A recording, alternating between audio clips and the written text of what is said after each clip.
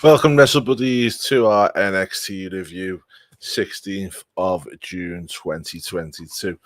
Really good show. Let's start off then. We go straight into the action. We have Tiger Turan, who's making his entrance on the start of the show, going up against Josh Morrell. Slow start. Turan worked the arm over well. Done really well with that. Thought that was good storytelling in the early going. Kept hold of the arm. Some really good transitions from both men. But Turan still keeping hold of the arm. Crossbody by Turan, and then the ref put up the X sign. Don't know what happened really. I've gone back and had a look at it. I think it may be Josh's shoulder, but I can't really see what's gone on there at all really. But unfortunately, he was legitimately injured, and the referee threw the X up once, but kept the match going a little bit, but then whacked the X up again, and the match was over. That was it. So for that, I'm not even going to give it a rating, and I hope Josh gets well soon. Really do. Hope he gets better. Then we had a video package for the return of Davenport. She's going to be returning next week, which is quite good to see.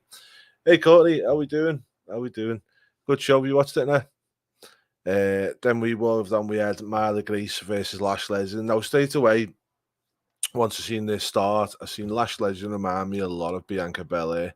Very tall, very physical, and you can see WWE are kind of building it that way, but in a more heelish character, which would be good.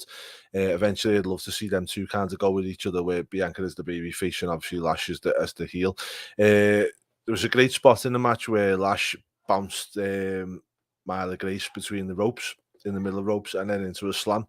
Really thought that was a good spot. And then a small comeback from Grace, but in the end, Lash won with the scissor kick off the ropes. Really impressed with Lash Legend. I thought she was really good. Good move to bring her over to the UK, give her some kind of exposure while letting her learn as well, which is good as well. But she definitely wants to watch. Lash Legend, someone that you should watch. I'm so sorry for Josh as well, Courtney. I thought it was really unfair, and I hope he gets well soon. Next, we had a couple of advertisements here, a couple of vignettes. First one was for Sarai, advertising here next week. Another good import from the NXT 2.0. And then we also got a second vignette, and it was for Briggs and Jensen, who were coming over again from NXT, and they stated that they will challenge Smith and Carter for the Tag Team Championships, which was confirmed for next week's show. So that'll be a good one. Again, good for Smith and Carter getting somebody over like Briggs and Jensen. Good for Briggs and Jensen to get a little bit of work outside of NXT UK as well. Then we had Shay Samuels and Noah Dar versus Damon Kemp and Wolfgang. Not a bad little match. Thought it was very back and forward match, bit entertaining. Shaw and Dar took control and isolated Kemp well in the match for the start of it. So they kind of kept him fast tags, kept him away from his corner. All the good stuff that you like to see in a tag team match. Kemp finally made the hot tag to Wolfgang, who cleaned out and dominated, hit the spear for the near fall. Then win came when Kemp was run with the running power slam. Davey would have been proud of that one. 2 out of 5 for this match. Bit clunky in parts, and I believe it went way too long than what it should have done. I think they could have got the story told in a bit quicker time. I know that we always moan that WWE don't give us much time, but I don't like wrestling matches that have just got the time for the time's sake. I like to see them when they've got, some time, because of the fact that they're telling a good story. And I thought in this one it was just a little bit clunky. But we'll have to wait and see what happens with that one.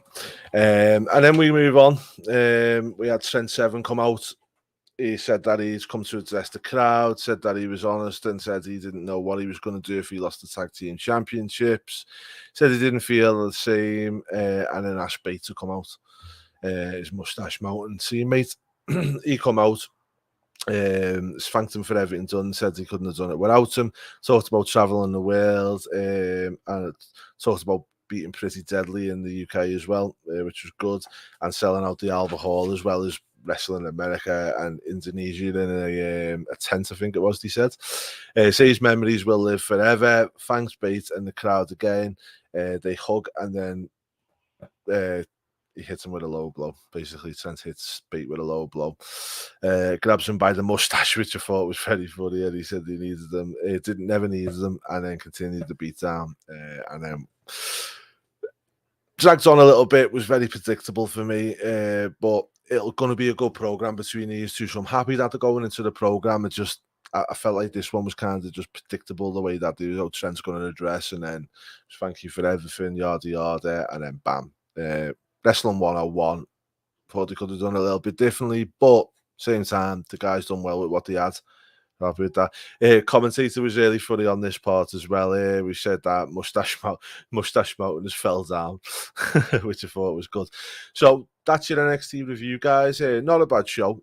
Not as good as last week. I thought some of the matches in this were kind of just throwaway matches, which I suppose you can't have it every single week. For the last 2 weeks before this one, I felt a little bit more important. But this week I did feel like it was kind of a little bit hashed together. But we did get some progression with Smith and Carter defending the tag team championships next week against Brooks and Jensen, which will be good. And then also we've got a few other with the NXT 2.0 come over. We've got Saraya the Warrior of the Sun, as Courtney points out greatly there. So it'll be good to see her come over as well. Shah was not happy, wasn't at all. But yeah, not a bad show at all. One concern I've got, and it's just something I want to bring up at the end of this review. I always like to just give the reviews, but I also like to talk about it as well, is Dragunov. I haven't really seen him much. We seen him last week for the main event for the women's title match, and he kind of promoted it and stuff like that. But we haven't seen him a lot. So for me, it's kind of, again, WWE have got this thing where they don't have to have the champion on every single time. I'm not saying that we do have to have him on, but in the last 3 weeks, we've seen him for all of about 15 seconds, which for me, your champion should be front and center or defending every couple of weeks or whatnot. Don't know whether he's injured or not, Dragunov, but I think we could see more of him. And I feel like with him being the champion, he should be on these shows more. Even if it's every other week or whatever. I know we've only got 60 minutes on these shows, so it's not exactly like they've got a long time. But solid show. Not too bad, I'd say.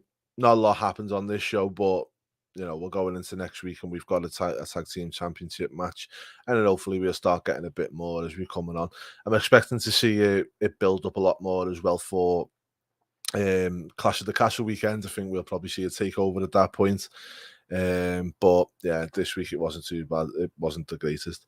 Totally agree, mate. A notch below usual, but still the best single out wrestling on telly all week. It really is, Si. It's really good. It's good telly, and it's good. As I said, I'm not saying this week was poor, Si. I'm just saying that it wasn't on its usual kind of level.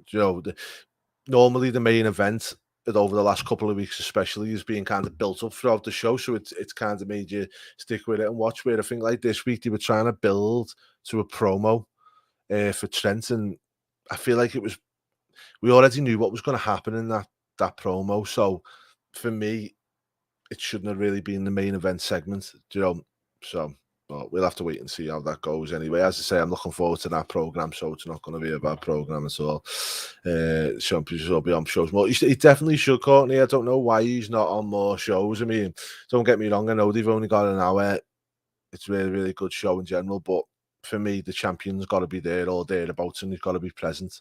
But oh, that's the way it is. Well, guys, that was the review for this week. Let me know in the comments what you think of the show in general this week. As I said, I'm going to give the show an overall 2 out of 5. I don't think it was a great show. It was terrible, but it's just kind of clunky in places and stuff like that. So, but we move on to next week. We've got some good matches to look forward to already on next week's show. We've got tag team champions defending for the first time, which will be good. And then we'll see how we move on from there, going towards Clash of the Castle, and hopefully we'll start getting some build-ups, and we might even see a UK takeover, or if we see a hybrid of NXT UK takeover, it'd be pretty good. We are seeing a lot of stars from NXT 2.0 coming over to the UK at the moment and appearing on NXT UK, so there's a possibility they might do kind of a massive shows for them, so we'll have to see. But that's the review, guys. As I say, let me know in the comments what you think of the show.